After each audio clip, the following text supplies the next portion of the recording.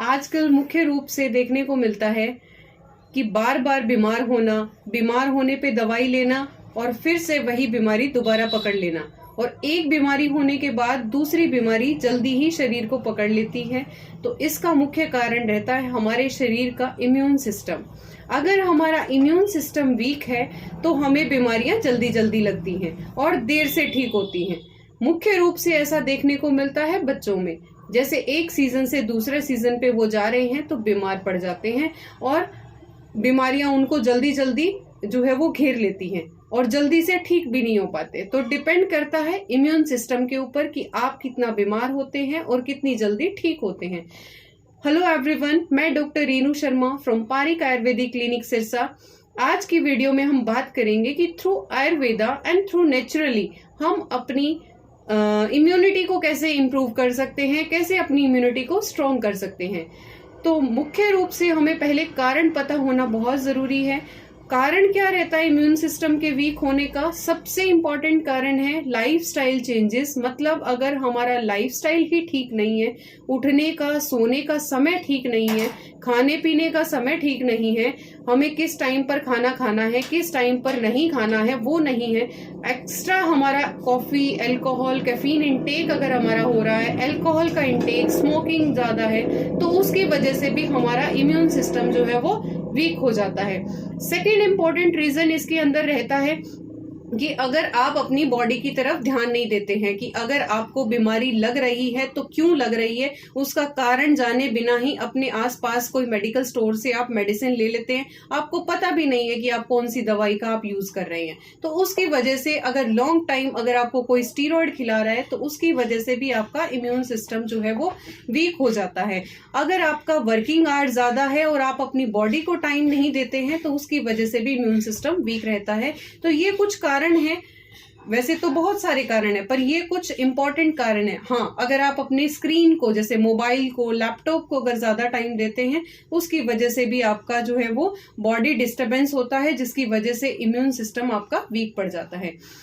Naturally आप कैसे अपनी इम्यूनिटी को बिल्डअप कर सकते हैं? तो उसमें फर्स्ट जो है वो मेन इंपॉर्टेंट है कि आपका सुबह उठने का समय सही होना चाहिए।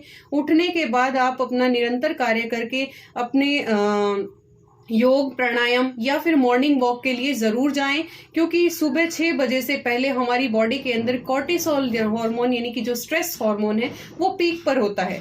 तो अगर आप अपना योग, प्राणायाम, एक्सरसाइज कर रहे हैं, अपने ब्रेन को, अपनी बॉडी को टाइम दे रहे हैं, तो उससे वो कॉर्टिसोल हार्मोन का लेवल डाउन जाता है और आपका डे जो है वो हैप्पी रहता है और आप खुश रहते हैं।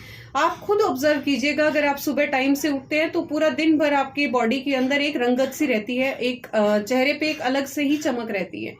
नेक्स्ट इंपॉर्टेंट आप क्या कर सकते हैं, आप प्रॉपर अपना ब्रेकफास्ट, लंच और डिनर अपने टाइम पे कीजिए। इवनिंग में अपनी फैमिली के साथ टाइम स्पेंड कीजिए। ये कुछ कारण है कि फैमिली के साथ अगर आप खाना खाते हैं, अगर एक आप हाथ में मोबाइल लेकर के खाना खा रहे हैं, दूसरा आप अपनी फैमिली को टाइम दे रहे हैं, उनके साथ खा रहे हैं, तो वो खाना आपके शरीर को लगता है। इम्पॉर्टेंट ये है कि आप अपने शरीर में खाना जो खा रहे हैं वो लग रहा है कि नहीं है, उसका प्रॉपर रस जो है वो बन रहा है कि नहीं है। अगर रस नहीं बनेगा तो आपकी बॉडी में आम जो है वो बनने लगता है, जो कि ना तो बाहर निकलता है और अलग अलग तरह के टॉक्सिन्स रिलीज करता है, जिससे आपकी इम्यून सिस्टम जो है वो वीक हो जाता है। आयुर्वेद में कुछ हर्ब्स बताई गई हैं जो नेचुरली इम्यूनिटी को बिल्डअप करती हैं, जिसे आप अपने डे टू डे रूटीन में शामिल कर सकते हैं, जिनका कोई साइड इफेक्ट नहीं है अगर आप लॉन्ग टाइम में लेते हैं।